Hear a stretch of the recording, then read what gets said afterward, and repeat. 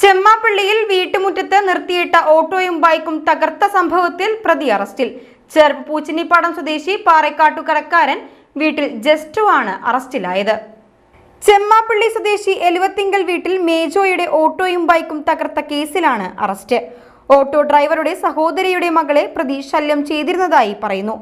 ഇതേ തുടർന്ന് പെൺകുട്ടിയെ ഓട്ടോ ഡ്രൈവറുടെ വീട്ടിലാണ് നിർത്തിയിരുന്നത്. ഇതിന്റെ വൈരാഗ്യത്തിൽ പ്രതി ഓട്ടോയും ബൈക്കും തകർക്കുകയായിരുന്നു. ഇക്കഴിഞ്ഞ വെള്ളിയാഴ്ച അർദ്ധരാത്രിയോടെയാണ് പ്രതി ഓട്ടോ ഡ്രൈവർ മേജോയുടെ ഓട്ടോയും അദ്ദേഹത്തിന്റെ പിതാവിന്റെ ബൈക്കും തകർത്തത്.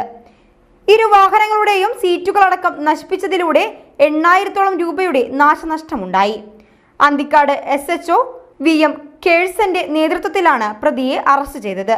പ്രതി ജസ്റ്റോ ചെർപ്പ് അന്തിക്കാട് പോലീസ് സ്റ്റേഷൻ പരിധികളിലായി ഒരു വധശ്രമമടക്കം 3 ക്രിമിനൽ കേസുകളിൽ പ്രതിയാണ്.